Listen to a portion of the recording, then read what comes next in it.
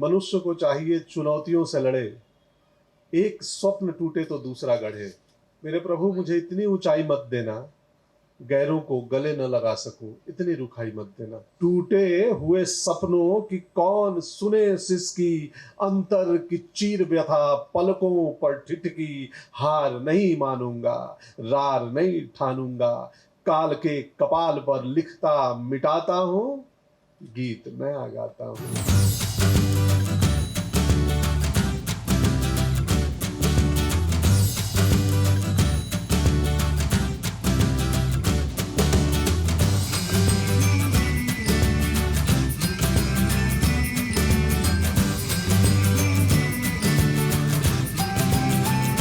काफी बार गुंडे का रोल किया है, पर असल में पंकज जी बहुत ही सॉफ्ट स्पोकन इंसान, बहुत ही जमीन से जुड़े हुए इंसान, और जिनको पुस्तक बुक्स से काफ़ी लगाव है, ऐसे इंसान है। और जब ये ऑफर मेरे पास आया कि अटल जी पे फिल्म बनाना चाहिए, और जब पंकज जी का नाम आया तो बिल्कुल सोचना नहीं पड़ा कि ये फिल्म करनी ही चाहिए। बिकॉज पंकज जी के साथ दो चीज़ें थी, एक तो अटल जी पे फिल्म बनाना, ये बहुत इंपॉर्टेंट चीज़ थी, और दूसरी चीज़ थी पंकज जी के साथ काम करने को मिलने का ये मौका। तो मुझे लगता है मैं बहुत खुशनसीब हूँ कि मुझे ये दोनों मौके एक साथ मिले। और बहुत इंटरेस्टिंग जर्नी थी हमारी इस फिल्म की। अभी आई थिंक वो मौसम शुरू हुआ है जब हमने शूटिंग चालू करने वाले थे हम लोग। अभी तो आज मुंबई में आई थिंक 40 डिग्री सेल्सियस है, काफ़ी लोगों को गर्मी होती होगी। हमने 46 डिग्री सेल्सियस में काम किया था, और वो भी हमने यूपी में शूट किया था, काफ़ी सारा पार्ट बॉम्बे में हमने शूटिंग चालू किया था बॉम्बे से, मुंबई से शुरू किया था, बाद में हम लोग यूपी में गए, नोएडा में शूट किया, कानपुर में शूट किया, लखनऊ में शूट किया। अब सब जगह पे मालूम नहीं क्यों लेकिन टेम्परेचर वही था, 46 डिग्री टू 48 डिग्री। अब ये नॉर्मल टेम्परेचर है, इसके ऊपर जब लाइट्स आती है तो आप इमेजिन कीजिए कि क्या होगा। तो उस माहौल में काम करना, और काम कौन सी भूमिका करना, तो ऐसे व्यक्तित्व की जो बहुत सॉफ्ट है, अटल जी। तो खुद को शांत रखना, खुद को 100 में रखना, आजू बाजू में इतनी गर्मी है तो भी अपना रोल निभाना, I think heads off Pankaj ji. I think आप थे इसलिए फिल्म हुई। एंड दूसरी बात, विनोद जी हमारे प्रोड्यूसर, ये दो इंसान ऐसे हैं ना कि जो डटे रहते हैं बेसिकली। विनोद जी भी ऐसे है कि नहीं हो जाएगा, करेंगे, बाधाएं जितनी भी आएंगे लेकिन काम खत्म करेंगे। तो ये दो इंसान थे जिनकी वजह से आई थिंक ये फिल्म हुई, एंड मुझे ये फिल्म करने का मौका मिला। और बहुत सारी बातें इस फिल्म के दौरान सीखने को मिली कि कभी भी हार नहीं माननी चाहिए। जैसे हम हमेशा फिल्म हमारी आती है, धक-धक होता है दिल में कि फिल्म चलेगी नहीं चलेगी, लोगों को कैसी लगेगी, अच्छी लगेगी बुरी लगेगी, लोग क्या बोलेंगे। लेकिन अटल जी की जब कविताएं सुनते हैं ना तो सब डर निकल जाता है। तब ऐसा होता है कि जो होगा वो देखा जाएगा। तो आई थिंक इसलिए we are very happy and blessed कि ये फिल्म करने का मौका मिला। हम जिंदगी भर याद रहेंगे कि हमने अटल जी पे फिल्म बनाई थी, और हमारे लिए सबसे बड़ी बात यही है। जीजस क्लब आर्ट से पढ़ा हूँ, कमर्शियल आर्टिस्ट हूँ, और हमारे जीजस क्लब आर्ट में ना बहुत फख्र महसूस होता था हम सबको जब एक कलाकार इस देश का प्राइम मिनिस्टर बना, एक आर्टिस्ट इस देश का पीएम बना। बहुत डिफिकल्ट होता है देश का प्राइम मिनिस्टर बनना, और स्पेशली फॉर आर्टिस्ट जो खुद अंदर से बहुत ही इमोशनल होता है। तो ऐसे इमोशनल आदमी को ऐसे टफ डिसीजंस कैसे ले सकता था। तो मुझे बहुत फख्र महसूस होता है जब एक कलाकार पीएम बना। मैं खुद इस बात को बहुत बहुत बहुत फख्र मानता हूँ इस बात का। तो जब भी शुरुआत हुई थी तभी से मन में ये था कि उनकी कला को दिखाना है, उनकी शिक्षा को दिखाना है, और उनका जो पूरा लाइफ का स्ट्रगल है उस स्ट्रगल को दिखाना है कि कैसे एक छोटे से गांव का इंसान, एक छोटे से गांव का एक लड़का जाके इतने बड़े देश का, इतने बड़ी लोकतंत्र का प्राइम मिनिस्टर बना। तो ये हमारे सबके लिए बहुत बहुत इंटरेस्टिंग जर्नी थी। नमस्ते, और आप सभी को वर्ल्ड पोइट्री डे की शुभकामनाएं। कविताओं का हमारे जीवन में बहुत बड़ी भूमिका है। कविताएं न हो तो जीवन नीरस हो जाता है। तो मेरे लिए बहुत लर्निंग था, लाइफ चेंजिंग एक्सपीरियंस था अटल जी का रोल करना। देखो ना कि यही है कि आमतौर पर फिल्में आती हैं और फिल्में जाती हैं, पर ये फिल्म है जो हम पोइट्री डे पे किताब के दुकान के बीच में बैठ के इस सिनेमा की बात कर रहे हैं। तो कुछ खास होगा तभी तो हम थिएटर हॉल में न जाके बुक स्टॉल किताब की दुकान में आए हैं। हमारे आसपास करोड़ों किताबें हैं। तो ऐसी ही जर्नी थी। मुझे बतौर अभिनेता बहुत सीखने को, इवॉल्व होने को मिला। मैं और बेहतर आदमी बना अटल जी के किरदार को करते हुए, पढ़ते हुए। बहुत कुछ हम एक व्यक्ति अगर वो बड़ा व्यक्तित्व बन गया, हम प्रधानमंत्री हो, अटल जी जैसे व्यक्तित्व हो, तो हम ज़्यादातर लोग उनकी सफलता के बाद की जर्नी कहानी जानते हैं, पर उनकी यात्रा, ये लोकतंत्र के बड़े घोर समर्थक थे कि ये देश रहना चाहिए, इस देश का लोकतंत्र रहना चाहिए। तो इसी लोकतंत्र की खूबसूरती है, भारतीय लोकतंत्र की, एक साधारण परिवार का अटल नामक बच्चा जो ग्वालियर में पलता है और वो अपनी इस यात्रा में प्रधानमंत्री तक बनता है। तो यही लोकतंत्र की खूबसूरती है। बहुत कुछ मुझे नहीं मालूम था इसके बारे में, वो फिल्म में नहीं है, बट जो पोखरण परीक्षण का सीक्वेंस है, तो वहां पे एक अचानक उनके पीएम हाउस में एक काला रंग का टेलीफोन आके लग गया। तो घर के मेंबर, ये कहानी हमें बहुत आंतरिक सदस्यों ने बताया परिवार के, कि हमें लगा फोन तो है ही, दूसरा क्यों लग गया है यहाँ पे। तो वो बोले ऐसे ही लगा गए होंगे, कुछ कभी इमरजेंसी के लिए खराब हो जाए तो। अटल जी को पता होगा क्यों लगा है, क्योंकि वो सीधा लगा था वहाँ ग्राउंड से कोई कॉल करेगा। और तो घर के लोगों को तक नहीं पता था 15-20 दिन से कि ये फोन क्यों लगा है घर में। ऐसे बहुत सारे किस्से, ऐसे कहानियां बाद में भी मिली जो फिल्म में नहीं है, क्योंकि बहुत मुश्किल काम है एक अटल जी जैसे लाइफ जर्नी को 2 घंटे की फिल्म में ट्रांसफॉर्म करना। आई नो कि हमें बनाते वक्त पता था कि बहुत लोग कहेंगे कि ये नहीं दिखाया, वो नहीं दिखाया। 2 घंटे की फिल्म बनानी है, उसमें कितना कुछ समेटे, क्या क्या रखें, क्या क्या ना रखें, और वैसे कड़ी बनानी है कि फिल्म लगे, एक बिगनिंग हो, मिडिल हो, एंड हो। तो बहुत कुछ सीखे जाने अटल जी के बारे में और बेहतर आदमी बने। अरे अभी G5 खोलिए और तुरंत चालू करिए, ये और क्या मैसेज देना है। नहीं, बहुत लोग देख रहे हैं, मुझे पिछले 4 दिनों से ना ऐसे ऐसे सुदूर इलाकों से और हिंदुस्तान के बाहर से मैसेज फोन आ रहे हैं कि हम देख रहे हैं, बहुत मजा आया, हमें रोना आया, इंस्पायरिंग लगा, हमने बच्चों को दिखाया, हम परिवार के साथ देखे। तो 4 दिन से लगातार मुझे फीडबैक पब्लिक दे रही है जहां तहां से मेरे जानने वाले। एक अटल जी की कविता है जो फिल्म में भी हमने इस्तेमाल किए, 2 लाइन है कि मनुष्य को चाहिए चुनौतियों से लड़े, एक स्वप्न टूटे तो दूसरा गढ़े। कितना बढ़िया है ना, कि लाइफ में चुनौतियां आएंगी। वो एक बच्चों के सीक्वेंस में ही बोलते हैं। एक और 2 लाइन है कि आ, मेरे प्रभु मुझे इतनी ऊंचाई मत देना, गैरों को गले न लगा सकूं, इतनी रुखाई मत देना। तो ये अटल जी की कमाल की कविताएं हैं। अभी आते हुए मैं पढ़ रहा था, जो कल थे वो आज नहीं है, जो आज हैं वो कल नहीं होंगे, होने न होने का क्रम इसी तरह चलता रहेगा, हम हैं, हम रहेंगे, ये भ्रम भी सदा पलता रहेगा। ये अभी आते हुए पढ़ा कि जो कल थे वो आज नहीं है, जो आज है वो कल नहीं होंगे, होने न होने का क्रम इसी तरह चलता रहेगा, हम हैं, हम रहेंगे।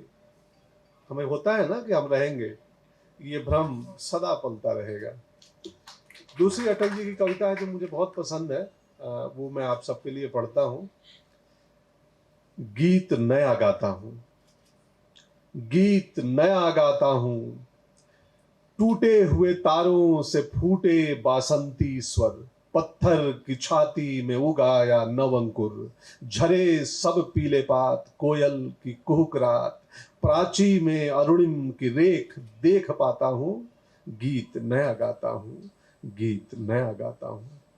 टूटे हुए सपनों की कौन सुने सिसकी, टूटे हुए सपनों की कौन सुने सिसकी, अंतर की चीर व्यथा पलकों पर ठिठकी, हार नहीं मानूंगा, रार नहीं ठानूंगा, काल के कपाल पर लिखता मिटाता हूं, गीत नया गाता हूं, गीत नया गाता हूं।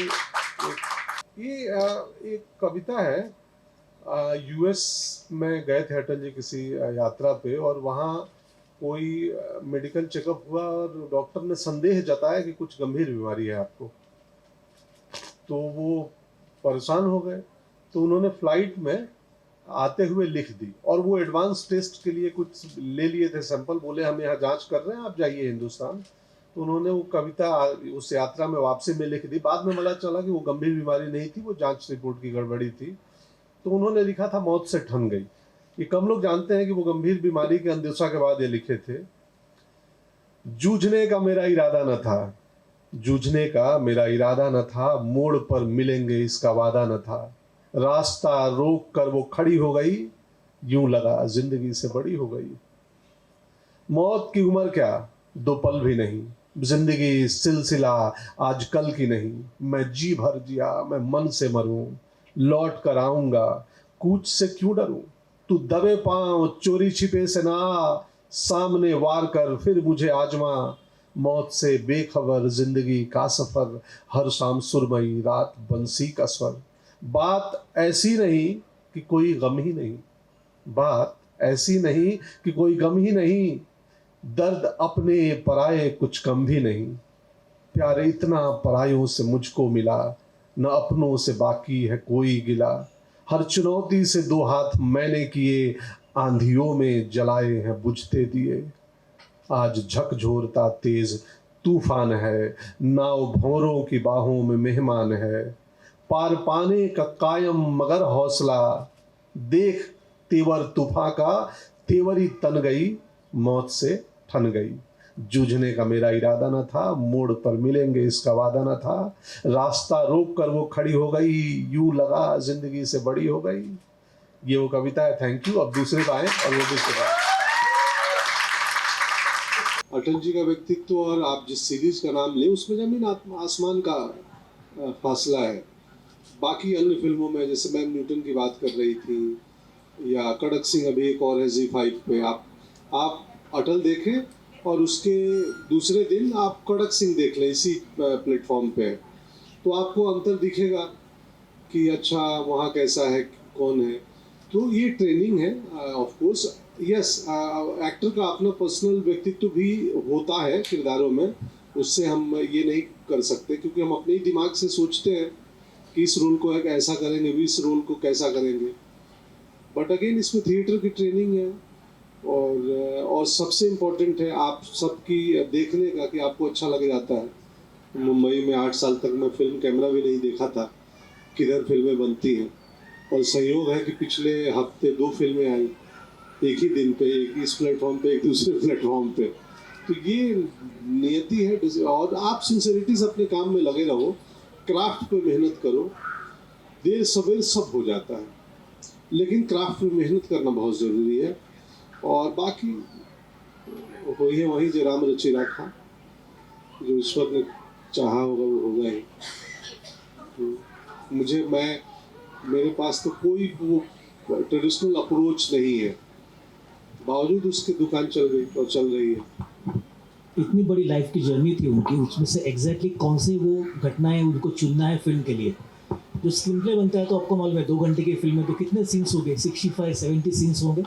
तो 65-70 सीन्स आप सोचिए 85 साल ईयर्स में ढूंढना, तो 85 ईयर्स में किस ओनली 60 घटनाएं ढूंढना is a tough task, and वो सबसे चैलेंजिंग था।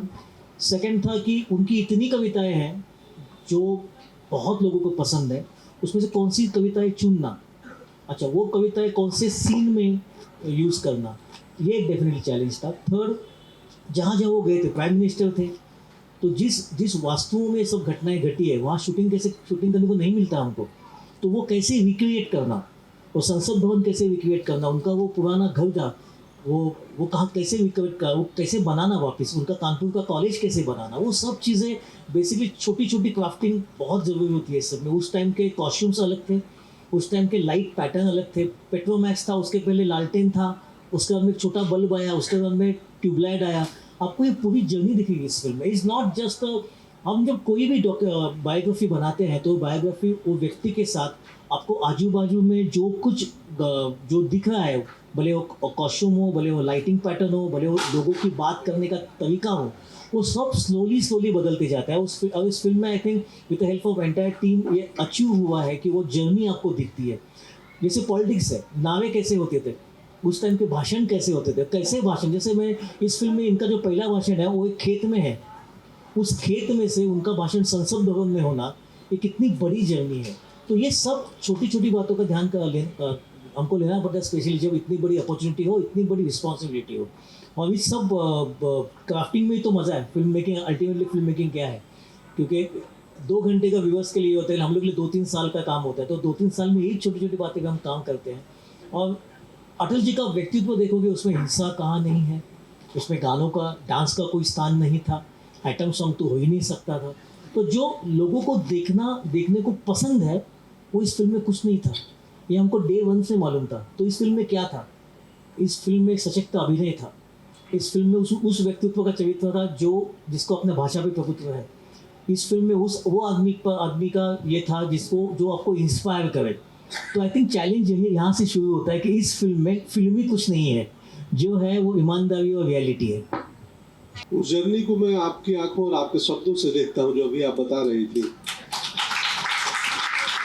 कि हम तो अपनी लाइफ में लगे रहते हैं, हम बस मेहनत कर रहे हैं, प्रयास कर रहे हैं। बाकी हमारी जर्नी क्या है वो हमसे बेहतर आप देखेंगी और आप उसको डिस्क्राइब करेंगी, जो भी आपने किया। मैं चाहता हूँ कि अटल जी के राजनीति में आने वाले किसी भी व्यक्ति को अटल जी के कम से कम मिनिमम 20 इंटरव्यू देखने चाहिए। वो चाहे किसी भी पार्टी में जाए, किसी भी दल में जाए, तो अटल जी के कम से कम 20-25 इंटरव्यू देख ले, उसके बाद उसको जहाँ जाना हो जाए।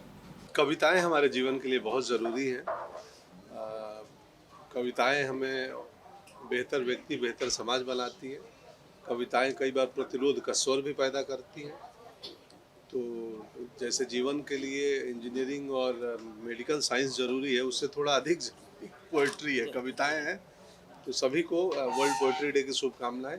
हमने फिर अटल जी चूँकि खुद पोएट थे, कवि थे, तो ये अच्छा आयोजन था कि आज Zee5 ने ये आयोजन किया कि इसी बहाने हम उनकी कविताएं पढ़ें। और हम बुक शॉप, किताब की दुकान में हैं इस वक्त, तो एक फिल्म की बात किताब के दुकान के भीतर हो और पाठकों के साथ हो, तो इससे बढ़ के और अच्छा क्या हो। मैं इतना कहना चाहूँगा आज के दिन, क्योंकि एक तो कविताओं का दिन है आज, एंड जो बात हमें पूरी बुक में पढ़ के भी ना समझे हो, 8 पंक्ति में समझ सकते हैं कविताओं में आप। और 3 दिन छुट्टी है, अभी आगे सुना मैंने। तो प्लीज़ सब लोग मैं अटल हूँ फिल्म देखिए, Zee5 पे है। आपको मालूम पड़ेगा कि पंकज जी ने इस फिल्म में क्या किया है। वो फिल्म देखने के बाद ही आपको वो महसूस होगा, वो एक्सपीरियंस आएगा कि एक एक एक एक एक साधारण इंसान जब किसी देश के प्रमुख बनते हैं तो उनकी जर्नी क्या होती है। आई थिंक ये फिल्म काफ़ी लोगों को प्रेरित करेगी, स्पेशली उन बच्चों को जो गांव में रहते हैं। उन बच्चों को तो छोटे छोटे गांव से आए हैं, वो बड़ा सपना देख रहे हैं कि हम एक दिन कुछ ना कुछ करेंगे। तो उनको बड़े शहरों में आने की ज़रूरत नहीं है, वो वहाँ से ही शुरुआत कर सकते हैं। तो इस फिल्म देखने से काफ़ी लोग प्रेरित हो गया और मुझे लग रहा है कि बहुत अच्छा टाइम है। काफ़ी छुट्टियाँ हैं इस हफ्ते, 3 दिन का वीकेंड है, आगे भी 3 दिन का वीकेंड आ रहा है। तो ये वीकेंड में Zee5 में मैं अटल हूँ फिल्म आप सब लोग प्लीज़ देखिए। रिसर्च का काम रवि जी का था, मेरा अभिनय का काम था। तो रिसर्च राइटिंग का हिस्सा होता है। तो बस ये है, हम भी वहीं पर कहेंगे कि निवेदन करेंगे कि इन छुट्टियों में आप देखें अटल, पूरी फिल्म देखेंगे तो आपको पता चलेगा कि हमने क्या बनाई है, कितनी ईमानदारी पूर्वक बनाई है, कितनी सिंसेरिटी और मेहनत से बनाई है। खास फिल्म है, मेरे लिए तो बहुत खास फिल्म है।